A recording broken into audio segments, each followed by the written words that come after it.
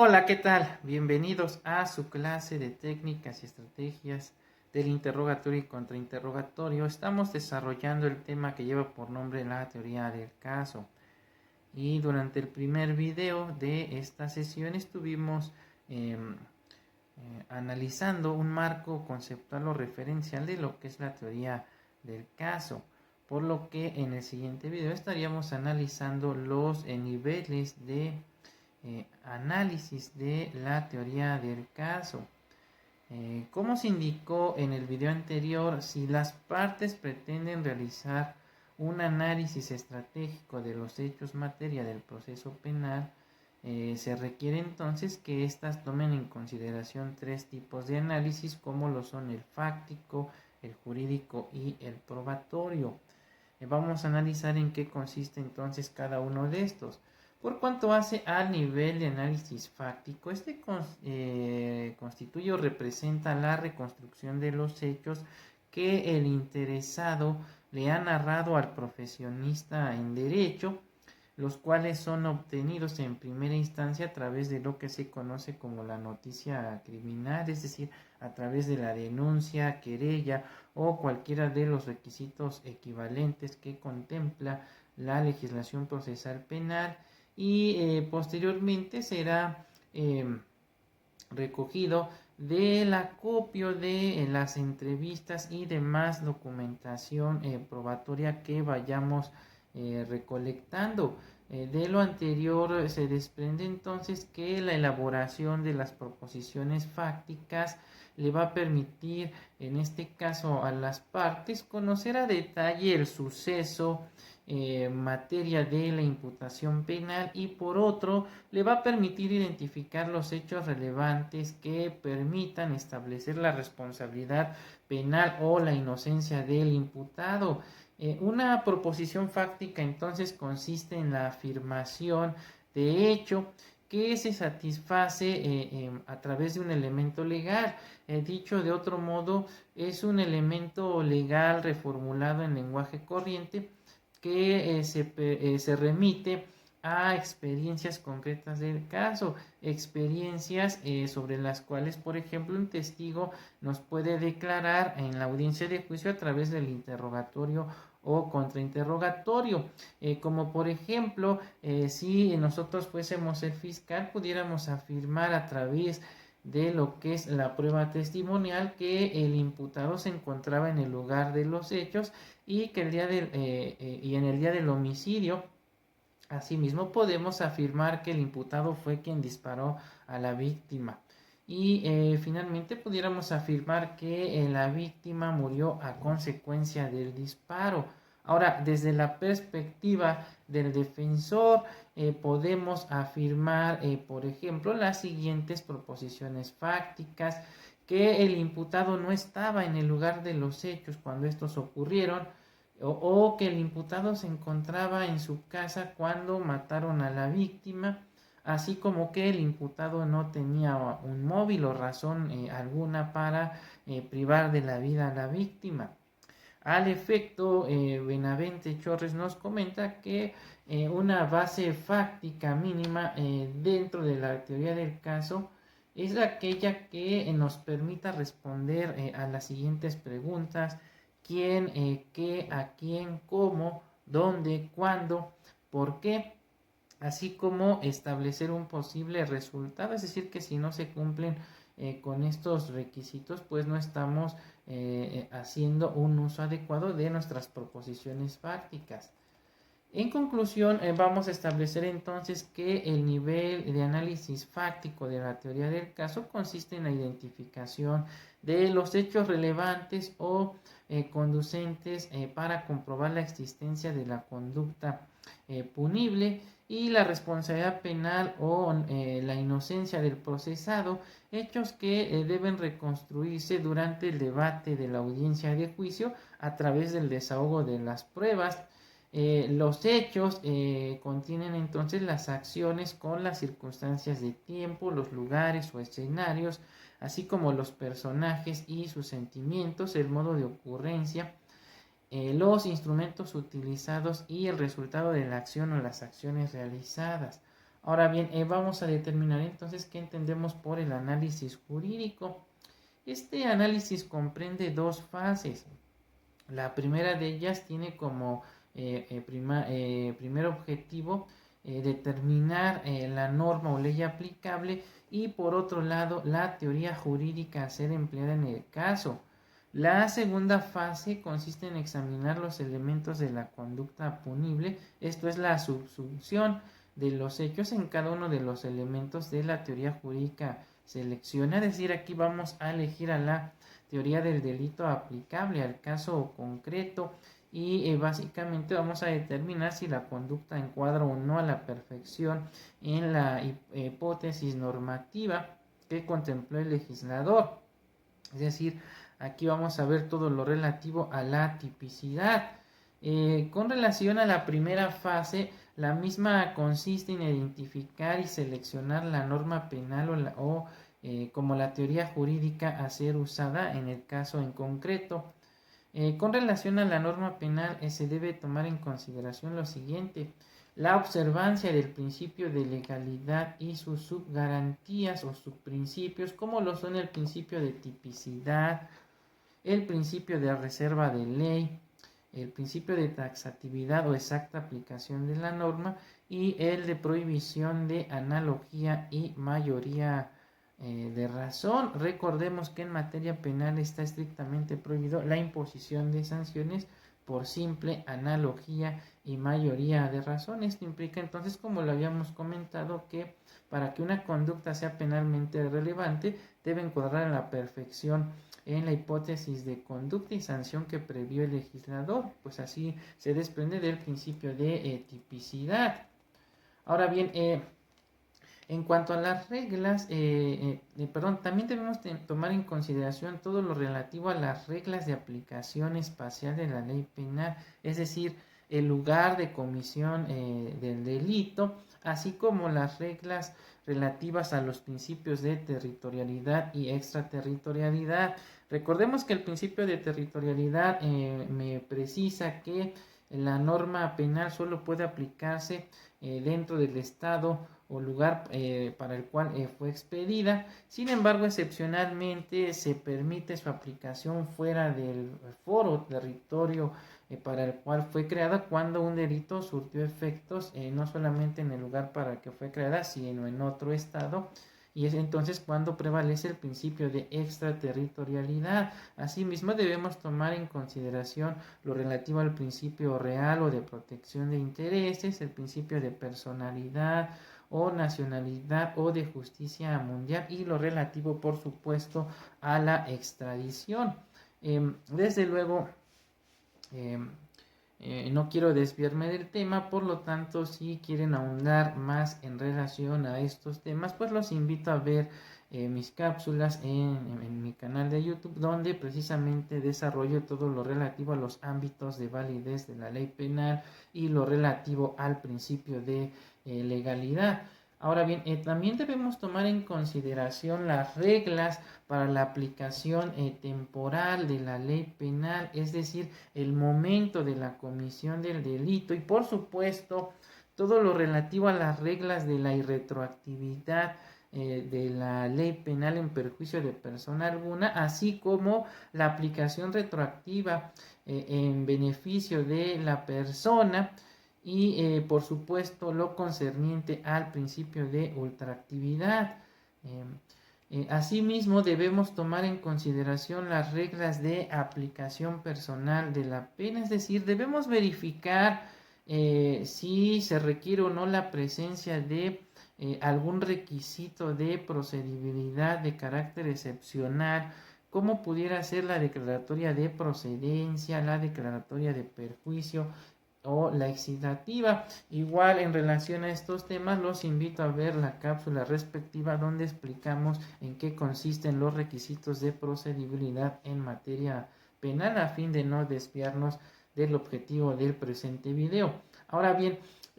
con relación a la teoría jurídica, es importante precisar que nos estamos refiriendo propiamente a la teoría del delito que manejaremos para dotarle sentido penal a los hechos materia del proceso. En ese sentido, la teoría del delito entonces es una herramienta de trabajo que permite analizar a las partes de una manera organizada los diferentes contenidos jurídicos y normativos aplicables a una conducta aparentemente constitutiva de delito. Ahora bien, se debe seleccionar del universo de modelos explicativos del delito aquel que será el instrumento de análisis jurídico. Así que debemos tener mucho cuidado en conocer los diversos modelos explicativos antes de seleccionar el que vamos a emplear, dado que hay algunos que construyen la estructura del delito bajo un corte bipartito, tripartito, tetrapartito, es decir, la teoría del delito, dependiendo del modelo que vayamos a utilizar, nos habla incluso de 1, 2, 3, 4, 5, 6, hasta 7 elementos. De lo anterior, entonces surge la interrogante de cuál es el modelo que debemos seleccionar para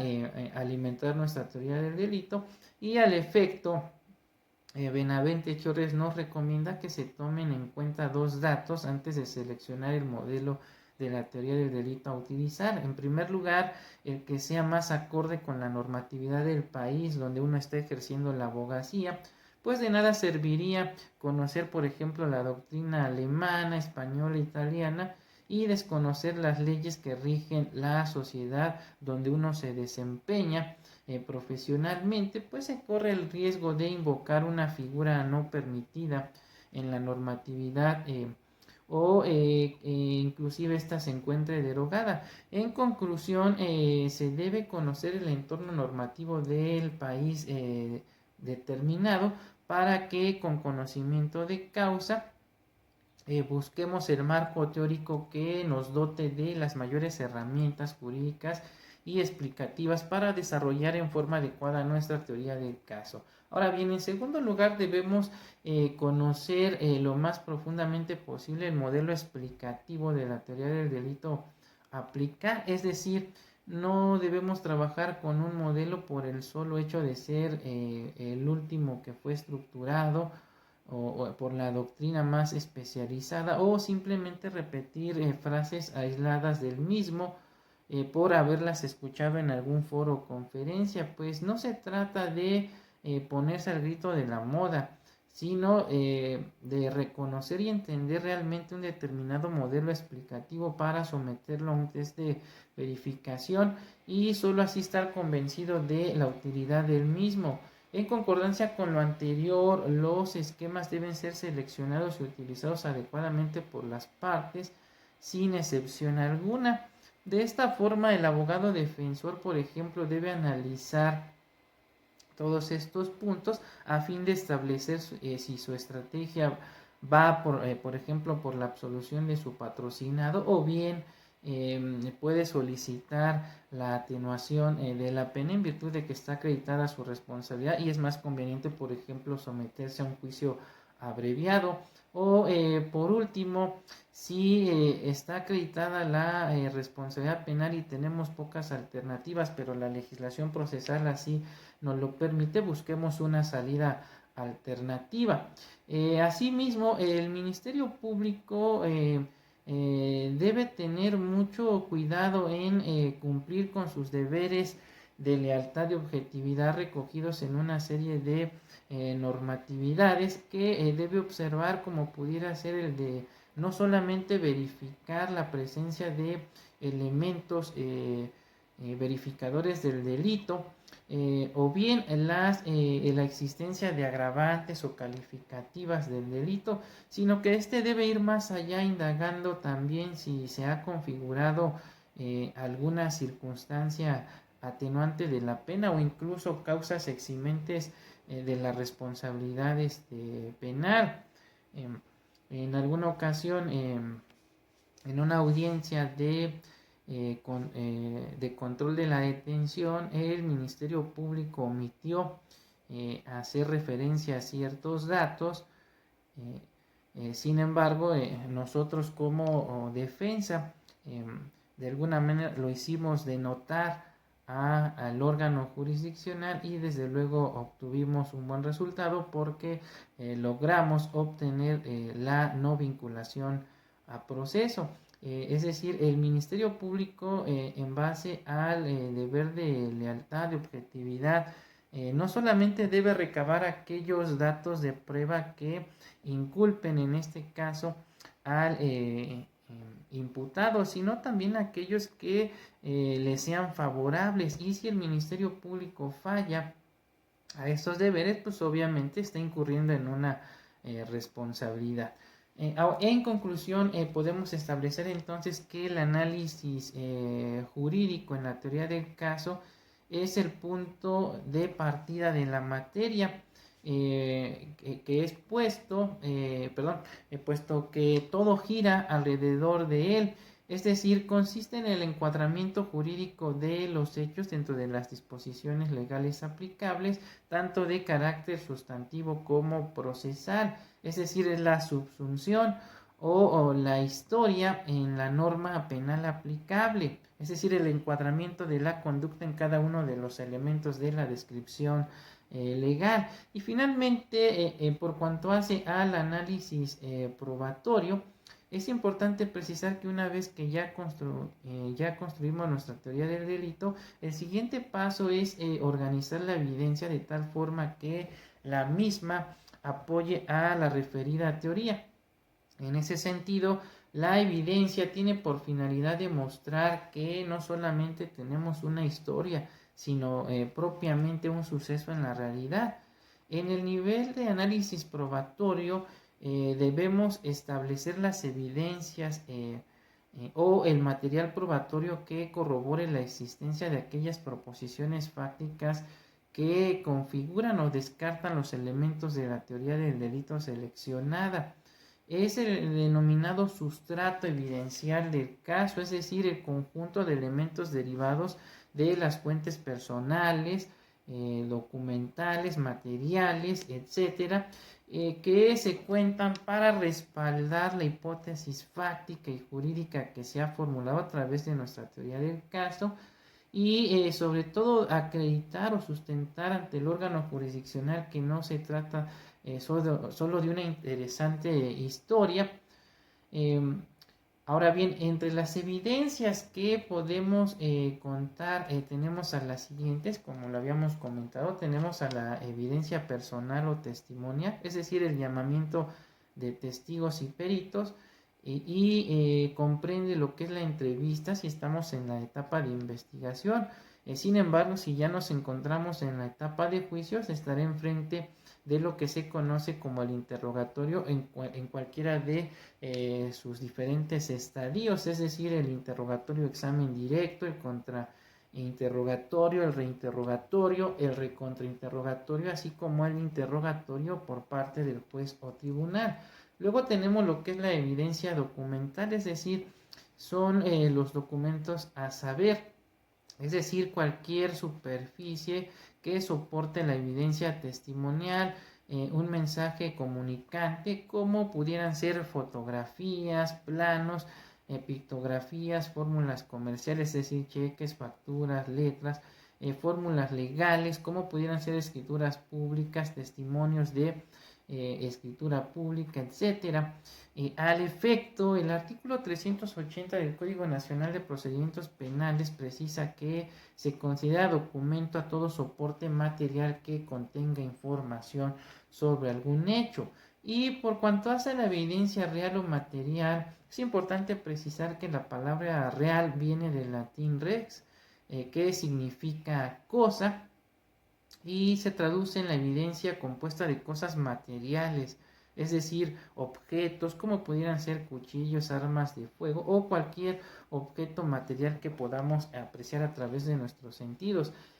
Cabe recordar que, de conformidad con lo dispuesto por el artículo 383 del Código Nacional de Procedimientos Penales,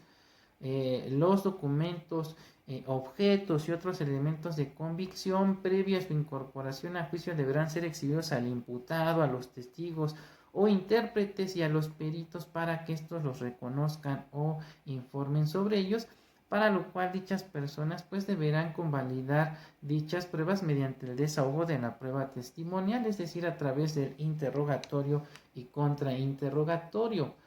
Ahora bien, se dice que por su fuerza demostrativa la evidencia se puede clasificar en dos tipos, lo que es la evidencia directa, que es la que establece la existencia de un hecho en forma inmediata, por ejemplo, la prueba testimonial, que es dada por el testigo que vio la realización de la acción típica matar, lesionar, falsificar, desapoderar, usurpar, etc. Y luego tenemos lo que es la evidencia indirecta o circunstancial. Esta consiste en la materia real que está dada por el rastro de sangre, o la materia demostrativa que está dada por la fotografía del vehículo donde consta el hundimiento de la puerta, cuyo testigo indica que fue a causa de la patada del ofensor. En materia de evidencia testimonial sería el caso del testigo que escuchó un grito y volvió a ver cuando pudo constatar que el ofendido estaba herido en el suelo y había varios sujetos, de los cuales uno de ellos tenía un cuchillo en la mano. Esta evidencia desde luego es indirecta porque el testigo no presenció la acción típica de lesionar, sino un momento inmediato o posterior. Al efecto, Chorres Benavente comenta que se recomienda que por cada proposición fáctica debe corresponder dos o más evidencias que la demuestren o nieguen, ya que si las proposiciones se sustentan en una sola evidencia, pues se corren varios riesgos, como pudiera ser que no la ubiquemos, no la guiemos, o bien si la encontramos que nuestra contraparte la destruya o que la información que se posee no sea la esperada. En estos casos, si no se cuenta con esa evidencia, pues no podrá demostrarse la configuración de la proposición fáctica planteada y por ende de algún elemento de la teoría jurídica seleccionada. En cambio, si por cada proposición fáctica descansa, la proposición fáctica descansa en dos o más evidencias, puede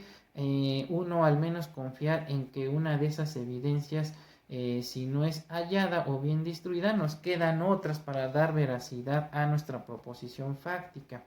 En conclusión, podemos establecer entonces que el análisis probatorio sustenta entonces lo fáctico, ya que permite establecer cuáles son las pruebas pertinentes para establecer la certeza de la ocurrencia de la conducta punible y de la responsabilidad penal o la inocencia del acusado como supuestos de una sentencia condenatoria si se trata de la fiscalía, o bien de la ausencia o deficiencia de estos requisitos por parte de la defensa y por ende una sentencia absolutoria, fallas procedimentales o esenciales, o incluso la ruptura de la cadena de custodia, lo que trae como consecuencia que pierda autenticidad la prueba. El aspecto probatorio de la teoría del caso, entonces, es el modo de comprobar ante el juez el planteamiento formulado por las partes en la audiencia de juicio. Bien, con esto estaríamos concluyendo entonces el presente video y estaríamos analizando ya por último lo relativo a las características de la teoría del caso y la utilidad de la misma, pero lo haríamos en el siguiente video. Por el momento me despido, hasta pronto.